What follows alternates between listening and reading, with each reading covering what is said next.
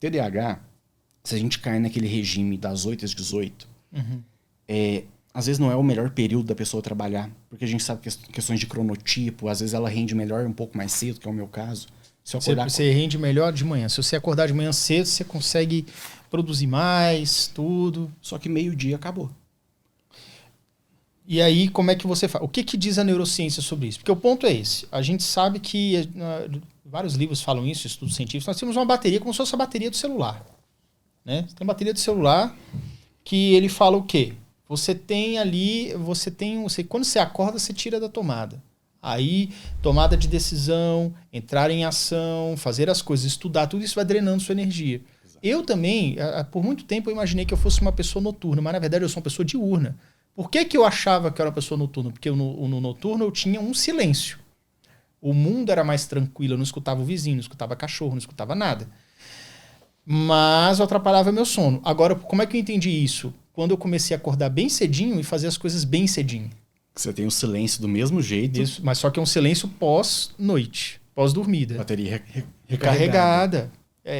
Isso aí tem que tomar cuidado, né? Exato. Como é que a neurociência fala sobre isso, por exemplo? Bom, essa questão do cronotipo, começar por ela, a gente sabe que temos pessoas que são matutinas extremas, que é o meu caso, acordo 4 horas da manhã com energia lá no topo. Lá no topo. Temos pessoas vespertinas, e aí o pessoal, assim, eu sou vespertino, sou noturno. Noturno já não existe, né? Mas sou vespertino, então eu gosto de acordar meio-dia. Não, peraí. Vespertino ali 9 horas da manhã no máximo, 8 e pouco. No máximo, galera. Até vai arrumar o que fazer. Fica esperando, não. Exato. Até porque existe uma necessidade humana de exposição à luz solar pela manhã. Porque essa exposição, primeiro, é eu acordar pela manhã. Nós, né, seres... Já fui professor de história, por isso que eu vou entrar nesse ponto. Coisa de TDAH. 100 mil anos de humanidade. Por 100 mil anos, nosso corpo se desenvolveu de um jeito. Então, nesse período, nós mudamos... há o quê? 200 e poucos anos que a gente começou a ter uma vida um pouquinho diferente. Mas até então a gente acordava com as galinhas e dormia com as galinhas, como a gente diz no interior, né? Interior. Bom, hoje a gente acorda mais tarde, dorme mais tarde, tem luz, né? Luz artificial, que a prejudica, né? Exato. Só que o cérebro humano, o corpo humano, ele continua tendo aquele padrão de funcionamento dos mesmos 100 mil anos. Dormir e acordar, né? Acordar e dormir cedo. Então, essa exposição à luz solar pela manhã, ela ajuda a regular todo o nosso ciclo circadiano, toda a parte metabólica, e aí desregulações disso. Inclusive, pioram o TDAH, toda a disponibilidade energética para fazer alguma coisa. Enfim, tudo isso é regulado pela manhã. Então, essa exposição, acordar meio-dia, você já passou do ponto um pouco. Tem a ver também uma questão de frequência dessa luz, né? Porque a gente sabe que luz são ondas, então essa frequência... Quando o olho capta, ele entende que hora que é. Então é tal hora. Vou funcionar assim, por mais que isso seja inconsciente. Enfim. Legal. Então, na verdade, o horário que você acorda com o tipo de luz que está entrando no seu espectro muda um pouco... Muda a sua percepção. A percepção, né?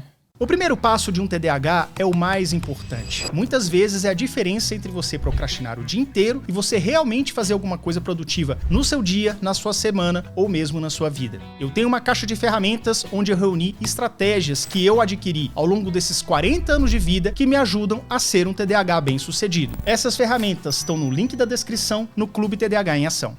Eu tava vindo para cá, né, foram 10 horas de viagem e, sem falar do próprio cansaço, a gente estava ali na região de Uberlândia, mais ou menos, então era o começo da viagem. Eu estava com óculos que emulam uma luz como se fosse 5, 6 da tarde.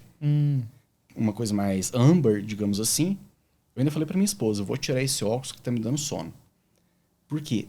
Pro meu cérebro, ele estava entendendo que estava ficando tarde já. Que eu acordo muito cedo e durmo muito cedo. Então ele começou a entender...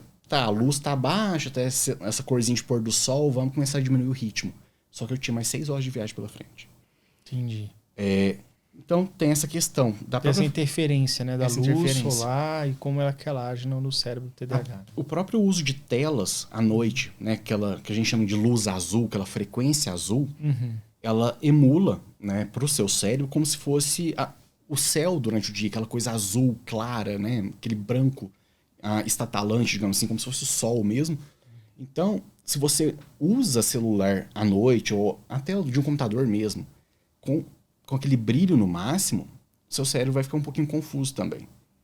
Então, à noite eu posso começar a desligar e entrar no outro modus operandi, no modo de sono. De sono. Só que ele fica muito perdido e aí à noite acaba sendo atrapalhado, não sabe se é para descansar, se não é, enfim, vira uma bagunça. Sim. Então, voltando lá na questão do vespertino, uma pessoa vespertina, então ela teria que acordar ali por volta de 8, 9 horas da manhã, naturalmente. Por quê? A gente pensa o dia como um bloco. Se eu acordo mais cedo, eu tendo a parar mais cedo. Se eu acordo mais tarde, eu tendo a parar um pouco mais tarde. Você move esse bloco. Isso.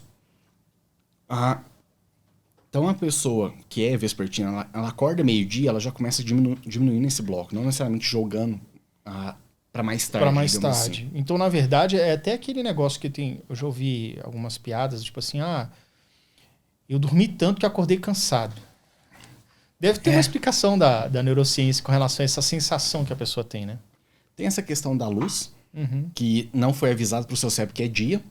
E tem a questão que o sono ele se dá em ciclos.